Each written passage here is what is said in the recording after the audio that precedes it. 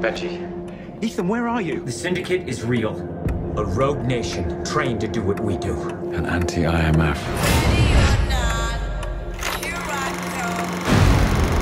It started with a script by Drew Pearce, I believe, right? Yes. How much of that managed to find its way into the final product? You know, sort of the broad strokes. I mean, we started with the very beginning of the movie, we started with an idea of who our villain was. We started with an idea that there was a woman from outside the team, the idea that the team was split in half and one half was searching for another. Those things were all in there at the beginning. But then at a key moment in pre-production, we took 2 action scenes and tore them out of the place where they were in the script and rearranged them and put them together, and that changed everything. It changed character motives, it changed the structure, and so we had to start over from scratch. Which were the 2 action scenes? The motorcycle chase and the underwater sequence. They were actually in different places, and Ethan was chasing somebody else. The underwater sequence is another one of my favorite set pieces in that, and I love that you take the score out of it. I love that it's just dead silence. That means a lot to hear you say that. Oh, well, thank you. Oh, thank you. That scene has a lot of emotional geography going on, as well as the physical. Yes. How do you keep that balance so tight?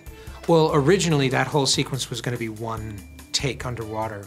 And as much as that worked and worked beautifully, and we knew we could make it work, it didn't have any emotional stakes because it was Ethan worried about Ethan's life and nothing else was on the line. And I had the breakthrough when I realized it isn't Ethan pulling off the heist, it's Benji. And normally Benji would do the computery job and Ethan would do the heisty job, and we switched their roles. And that suddenly gave great emotional resonance to the sequence, that everything Ethan was doing, he was risking his life for his friend. How long into the process did you realize we gotta let go of that oneer? After we had prevised the entire sequence. We designed it and animated it, watched it, and people were absolutely paralyzed watching the previs sequence.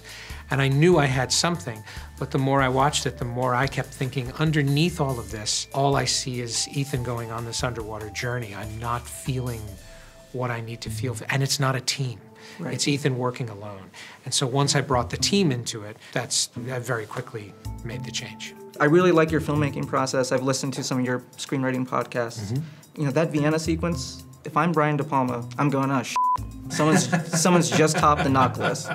Can you walk me through from the writing process on that to the final execution? How much time do you have?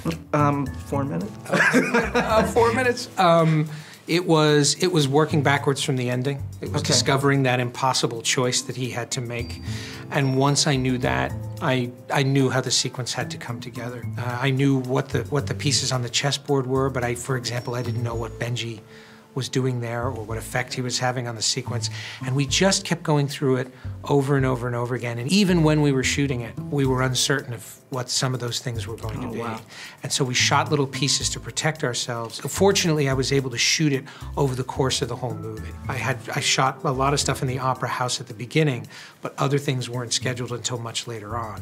And so over the course of the movie, I was able to create that sequence. And believe it or not, the first shot of the movie and the last shot of the movie were both in that sequence. Ethan? Benji! Open the door! Yeah, I'm trying. Oh my God!